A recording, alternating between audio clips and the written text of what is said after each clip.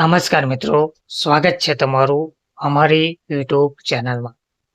મિત્રો, રવિવારના રોજ લોકરક્ષકની કુલ 12,000 જગ્યા પર ભરતી માટે લેખિત પરીક્ષા લેવાનાર છે, જેને લઈને એક મહત્વની અપડેટ એક દિવસ પહેલા જ આવી રહી છે. પાર્ટ એની 80, પાર્ટ બીની 120 માર્કની પરીક્ષામાં પાસ થવા માટેના બંને પાર્ટમાં 40% માર્ક્સ ઉમેદવારોને લાવવા જરૂરી છે. વિગતવાર જોઈએ તો ગુજરાત પોલીસ ભરતી બોર્ડની લોકરક્ષક કેડરની કુલ 12,000 જેટલી જગ્યા પર ભરતી માટેની લેખિત પરીક્ષાનું આવતીકાલે રવિવારે આયોજન કરવામાં આવ્યું છે. અમદાવાદ શહેર અને ગ્રામ્યના કુલ લગભગ જોઈએ તો 73,523 ઉમેદવારો મળીને કુલ 2,47,803 ઉમેદવારો આ પરીક્ષા આપવા જઈ રહ્યા છે.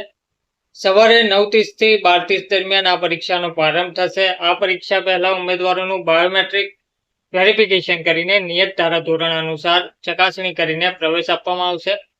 પરીક્ષાના આયોજકોને આ બાબતને ધ્યાનમાં રાખીને નિર્ધારિત સમયે પરીક્ષા કેન્દ્ર ખાતે પહોંચવા માટે જણાવવામાં આવ્યું છે. આ અગાઉ ગત જાન્યુઆરી ફેબ્રુઆરી 2025માં યોજાયેલી આ શારીરિક કસોટી કુલ 10.73 લાખ ઉમેદવારોએ આપી હતી, જેમાંથી લોકરક્ષક કેડરમાં પાસ 2,47,803 ઉમેદવારોની લેખિત પરીક્ષા અમદાવાદ, સુરત, વડોદરા, રાજકોટ, આણંદ અને ગાંધીનગરથી કુલ 825 શાળાઓમાં સીસીટીવી કેમેરાના મોનિટરિંગ વચ્ચે થશે. આ પરીક્ષા સારી રીતે યોજાય, કોઈ પણ જાતની ગેરરીતિ ના થાય તે માટે 8,000થી વધુ પોલીસ અધિકારી કર્મચારીઓ અને 18,000થી વધુ શિક્ષણ વિભાગના અધિકારી કર્મચારીઓની કામગીરી સોંપવામાં આવી છે.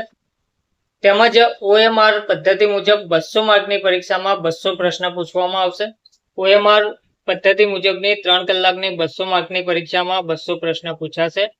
તેમાં પાર્ટ એમાં 80 માર્કના 80 પ્રશ્ન, જ્યારે પાર્ટ બીમાં 120 માર્કના 120 પ્રશ્ન પૂછાશે. પાસ થવા માટે પાર્ટ એ અને પાર્ટ બી માં અલગ અલગ 40 માર્ક મેળવવાના રહેશે.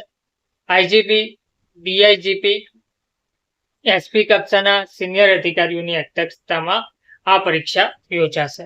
ધન્યવાદ.